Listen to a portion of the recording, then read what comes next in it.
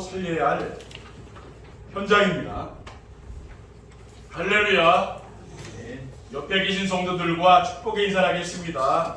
참 행복해 보이십니다. 행복해 보이십니다. 플랫폼 전도로 강화 언약교회 시대의 주역이 됩시다. 플랫폼 전도로 강화는 교회의 지역이 됩시다. 플랫폼 전도는 사람들을 찾아가는 것이 아니고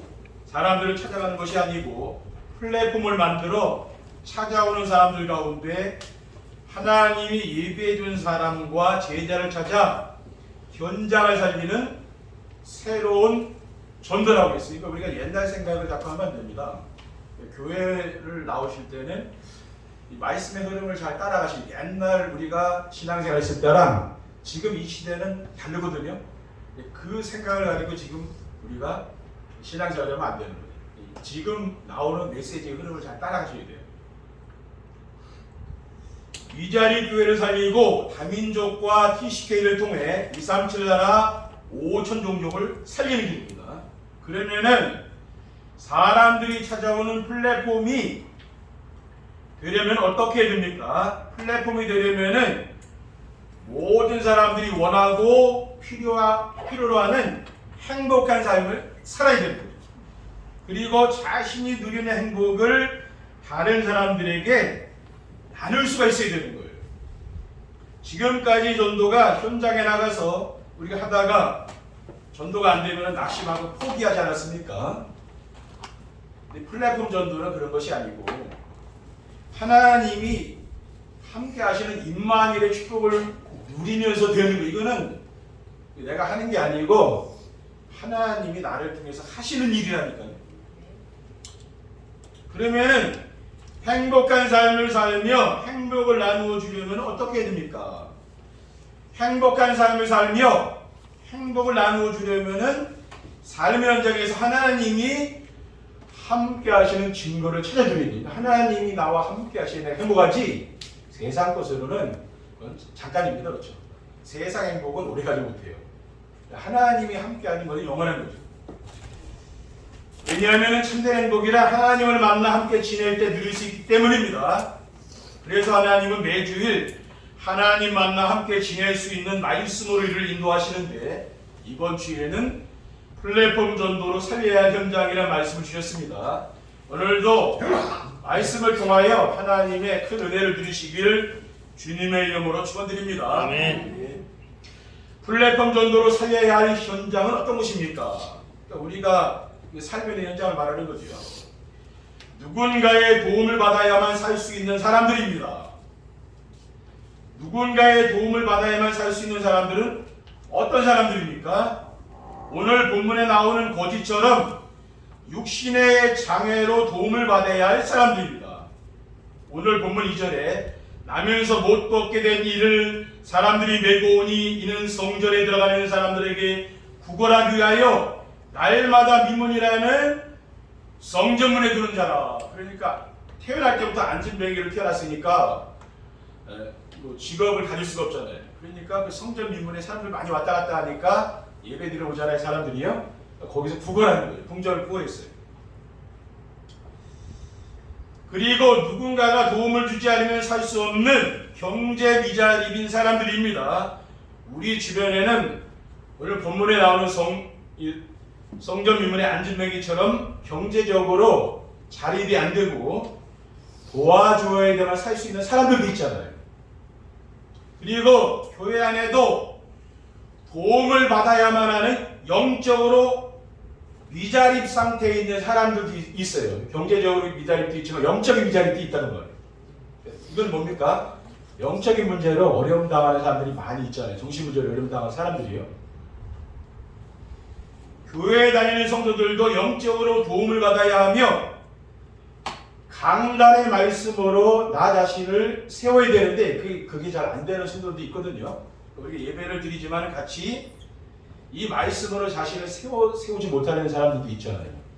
저 같은 경우에는 강단에 떨어진 메시지를 한 주간 계속 묵상하고 있거든요. 그러니까 자립이 되죠. 팔복의 말씀 얼마 줬습니까? 한 주간 계속 묵상하고 다니는 거예요. 그 말씀을 찬양도 부르면서. 왜 그렇습니까? 하나님 나에게 주신 말씀이죠. 근데 이런 것들이 되면은 자립이 됩니다. 근데 이런 게 안 되고 예배만 드리고 하면 그 자립이 안 되죠. 그러니까 한 주간 또 뭐 사건 사고가 일어나잖아요. 이 말씀을 계속 묵상하다 보니까 이겨나가서 힘이 생기는 거예요. 그렇죠? 우리는 뭡니까? 이렇게 성도들을 자립시켜줘야 되는 거죠. 진짜 중요한 거는 우리 성도님들이 복음으로 든든히 세워져야 되잖아요. 그렇죠? 그게 제일 중요하다고 저는 보거든요.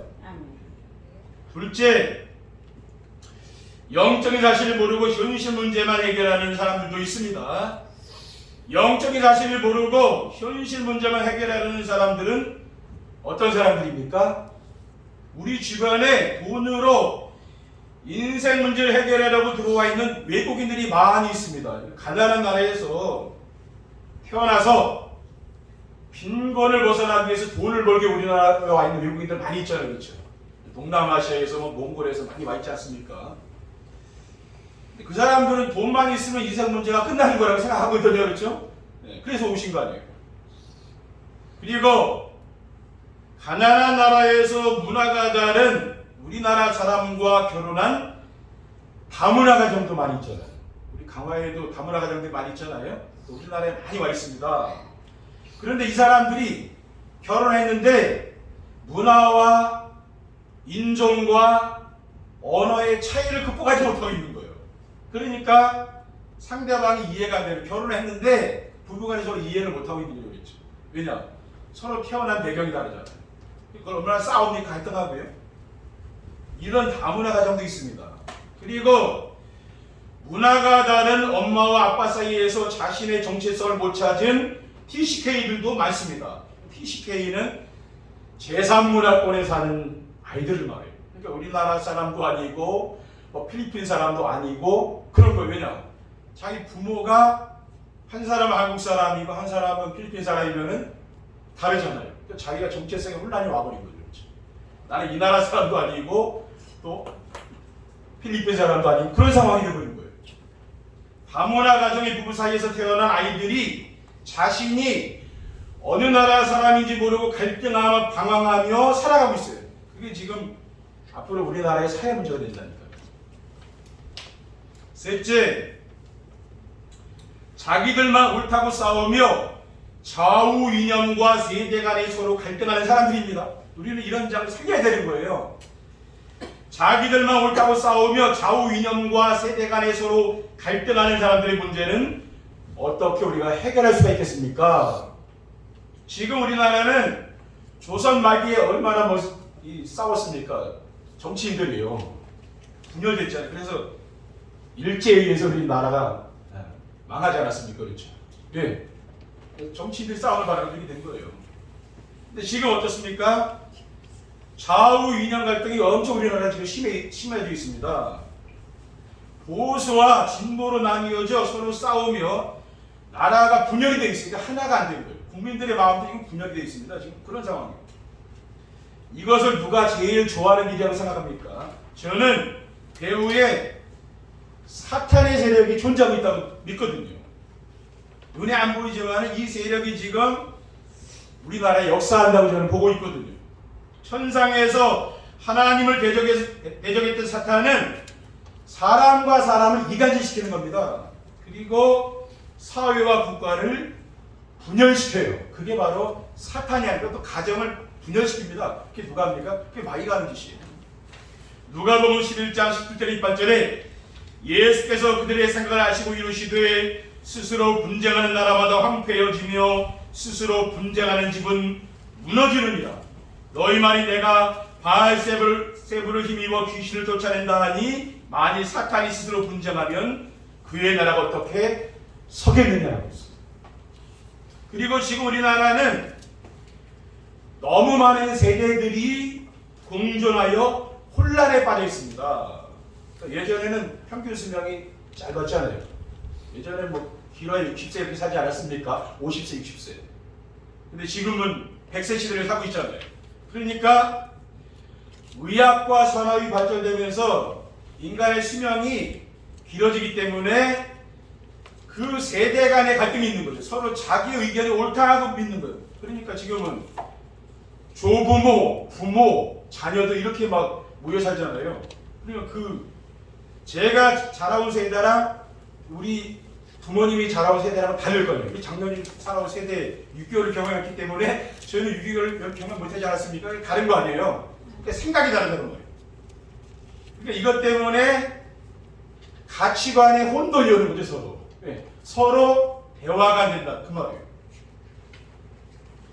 그리고 세대 간의 갈등과 좌우 이념의 싸움은 오직 복음이 아니고는 절대 해결 안 됩니다. 그러니까 조부모, 부모, 자녀들이 같은 시대에 공존하며 갈등하는 것은 서로 다른 시대를 살면서 만들어진 경험의 범주를 가지고 있기 때문이에요. 그러니까 이러한 세대 간의 갈등과 좌파 우파의 이념 전쟁도요, 오직 복음으로만 해결할 수 있다고 저는 믿습니다. 다른 것으로는 해결 안 된다는 거예요. 그 증거는 뭐냐? 우리 교회를 보면은요, 연세 드신 권사님들, 또 우리 장년, 청년, 또 우리 랩런트, 우리 후대들이요, 서로 대화가 된다는 게 참 중요합니다. 근데 이게 쉬운 게 아닙니다. 서로 이게 나이가 차이가 나는데 대화가 된다는 게 쉬운 게 아니잖아요. 근데 우리 장로님 보시면은 랩런트들하고 대화해 보세요. 그럼 대화가 된다니까요. 왜 그렇습니까? 이거는 우리가 강단 말씀은 서로 생각이 하나가 되어 있기 때문에 그래요. 세상에 나가면은 절대 그거 만날 수가 없는 사이거든요. 근데 교회 안에서 서로 만나면서 대화가 한다니까요. 아멘. 플랫폼 전도로 현장을 살리려면 어떻게 해야 됩니까? 우리가 지금 우리 현장 살리게 되잖아요. 그렇죠? 네, 현장이 죽어가고 있으니까. 성도들이 영적인 힘을 공급받을 수 있는 서밋 타임을 가져야 되는 거예요. 왜 성도들이 영적인 힘을 공급받을 수 있는 서밋 타임을 가져야 됩니까? 오늘 본문에 보면은 베드로와 요한이 시간을 정하여 성전에 기도하러 올라갔습니다. 오늘 1절에 보면은요, 제9시 기도 시간에 베드로와 요한이 성전에 올라갔어요. 그러니까 또 성경에 보면은 구약 성경에 믿음의 조상인 아브라함도 조카 롯을 데리고 왔잖아요. 갈대아 우르에서 가나안 땅으로 데리고 왔거든요. 근데 원래는 하나님이 아브라함을 불렀는데 조카도 데리고 왔으니까 불신앙을 데려간 겁니다. 왜? 이게 큰 재산이잖아요. 사람 하는 거 얼마 큽니까? 그래서 데려간 건데 결국은 그 조카 때문에 갈등하고 싸움이 일어나요. 그러니까 그때 아브라함이 조카 롯을 내보냈다니까요. 네가 가고 싶은 데로 가라. 그러니까 조카 롯을 소돔과 고모라 비옥한 땅으로 갔어요. 또 아브라함은 그 돌밭, 그 척박한 땅인 그 산지를 택했습니다. 창세기 13장 18절에 이에 아브라함이 장막을 옮겨 헤브론에 있는 마므리 상수리 숲에 이르러 거주하며 거기서 여호와를 위하여 제단을 쌓았더라. 그러니까 아브라함은 그 불신앙을 버리고 할 게 뭐냐면 하나님께 예배드리는 거예요. 그러니까 서밋 타임, 그 뭡니까? 영적인 정상에 올라가는 그런 시간을 가진 거죠. 그리고 자신들의 힘과 능력으로는 현장을 살릴 수 없음을 알았기 때문입니다. 베드로와 요한은 내 힘으로 현장을 못 살리는 걸 알기 때문에 하나님께 성전에 가서 기도한 거죠. 그렇죠? 하나님께 예배하고 영적인 힘을 얻어야 돼요. 그렇지 않으면 현장을 살릴 수가 없습니다. 마태복음 12장 19절에 사람이 먼저 강한 자를 결박하지 않고서야 어떻게 그 강한 자의 집에 들어가 그 세간을 강탈하겠느냐? 결박한 후에 그 집을 강탈하리라. 그러니까 예수님께 말씀했잖아요. 강한 자가 그 집에 있는데 그건 사람 아니에요. 강한 자가 사탄을 말해요. 그 마귀한테 잡혀 있는데 그걸 어떻게 그 강한 자의 그 세간을, 그 강한 자를, 사탄을 멸하고 그 세간을 뭡니까? 그 세간을 가지고 나오겠냐 그 말이거든요. 왜냐? 세상 사람들이 사탄한테 잡혀 있잖아요. 그렇죠? 그리고 두 사람이 합심하여 기도하면은 이루어 주신다는 언약을 붙잡았기 때문입니다. 마태복음 18장 19절에 진실로 다시 너에게 이르노니 너희 중에 두 사람이 땅에서 합심하여 무엇이든지 구하면 하늘에 계신 내 아버지께서 그들을 위하여 이루게 하시리라.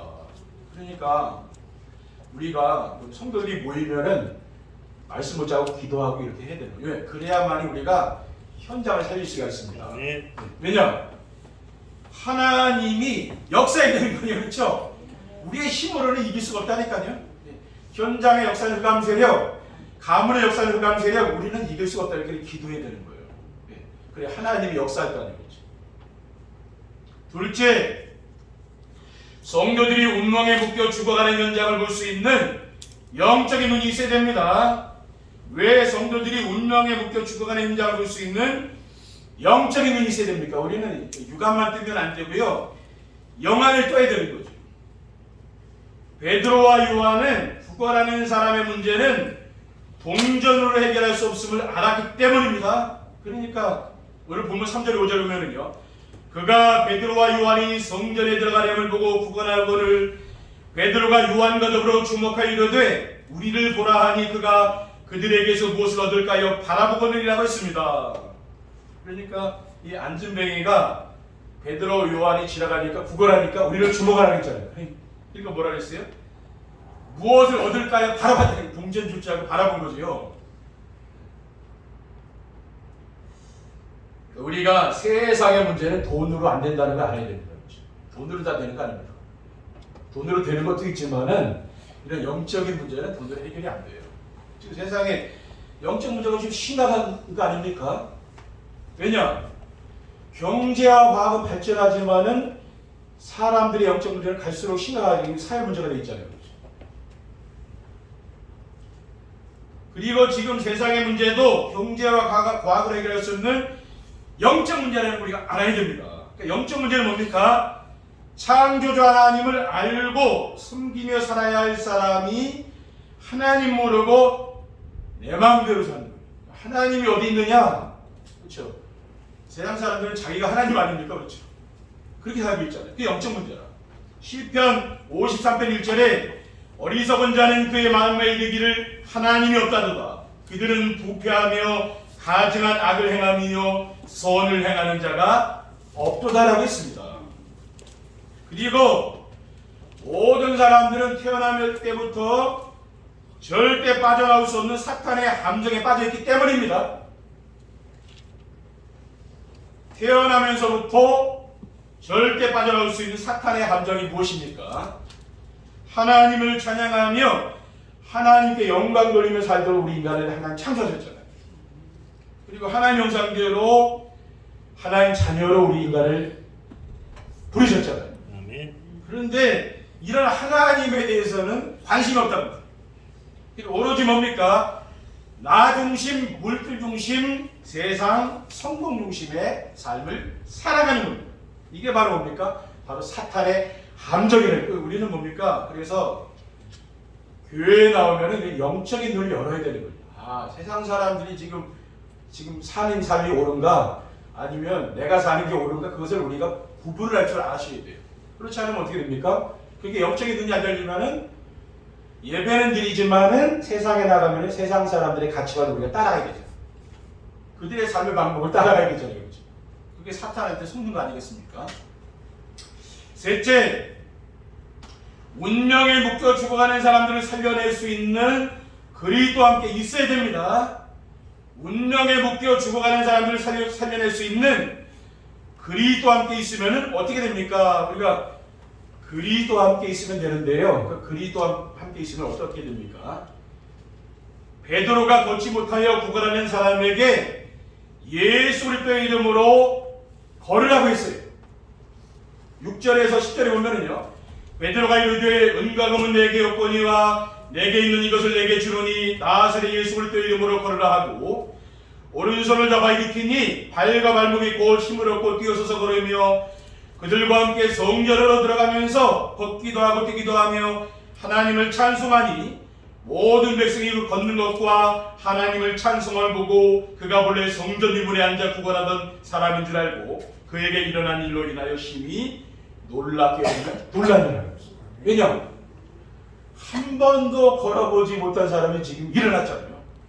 나사렛 예수 그리스도의 이름으로 일어나 걸어가니까 그 안진뱅이가 일어나셨어요. 이게 이스라엘 나라 역사에 처음 있는 일이거든요. 그 사람들이 얼마나 놀랐겠어요, 그렇죠?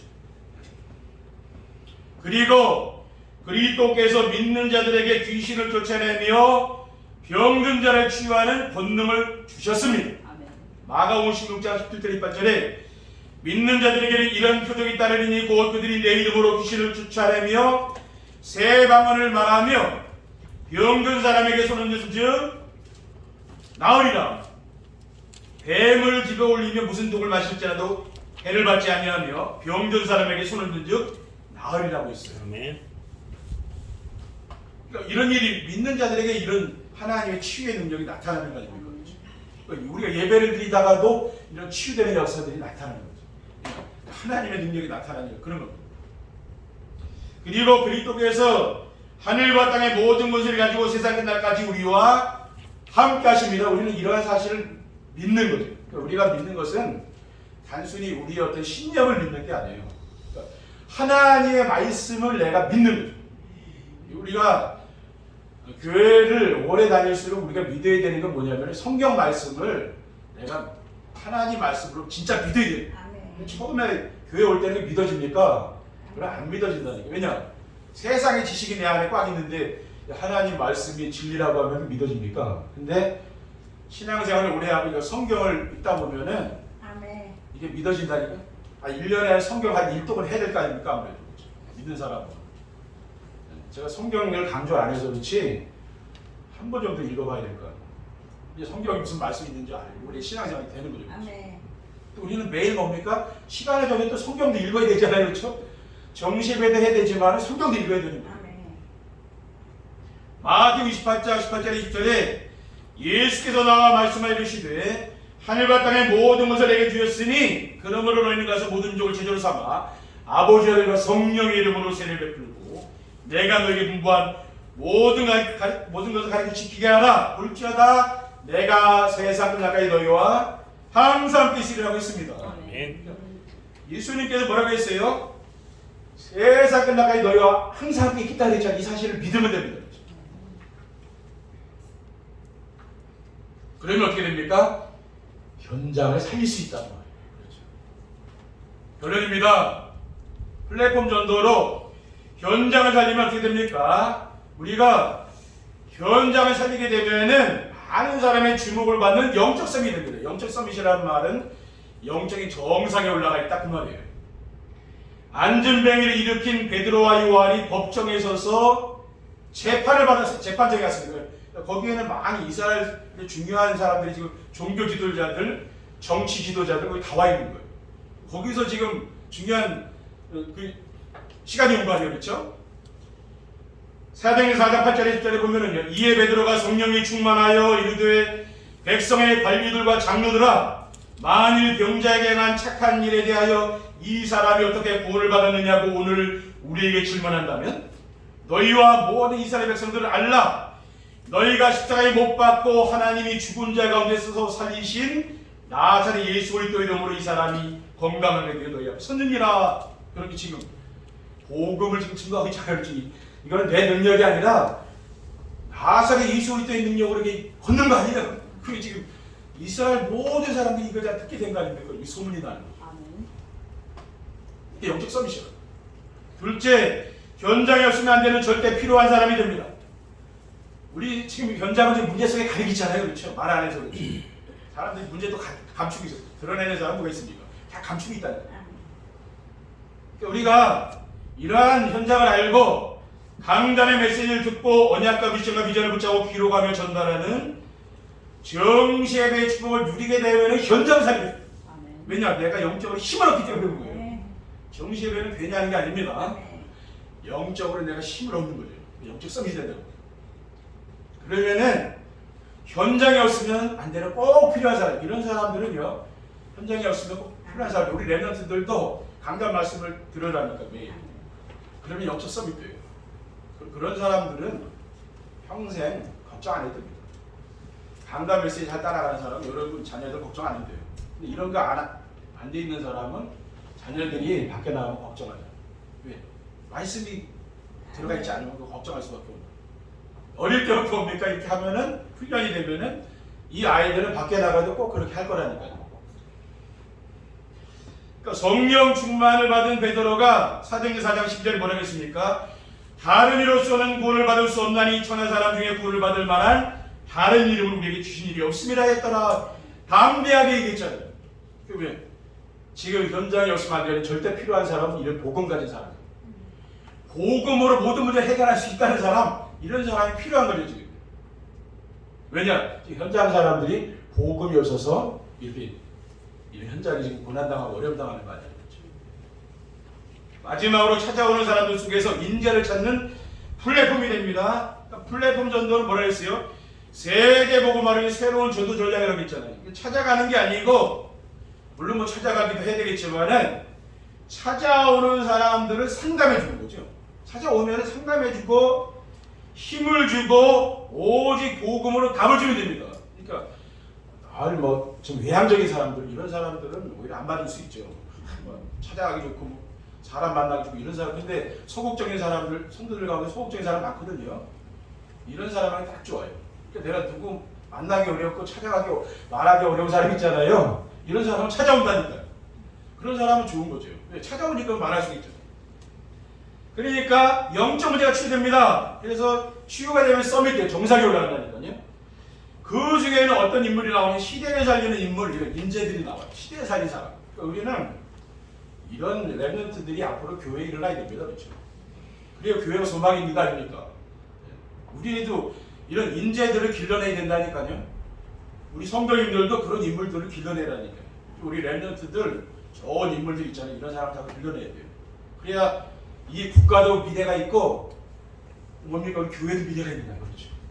그런 사람을 찾고 기도해야 돼요. 이러한 축복을 누리는 한 주간 되시기를 주님의 이름으로 축원드립니다. 기도하겠습니다.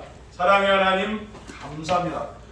오늘 하나님께서 우리에게 주신 언약과 미션과 비전의 말씀을 굳게 붙잡고 지금 우리 강화 현장, 우리 가문 현장, 이런 죽어가는 현장을 살릴 수 있는 귀한 영적인 힘을 얻을 수 있도록 오직 복음으로 영적인 힘을 얻을 수 있도록 축복해 주시옵소서. 우리 구주 예수 그리스도 이름으로 기도하옵나이다. 아멘.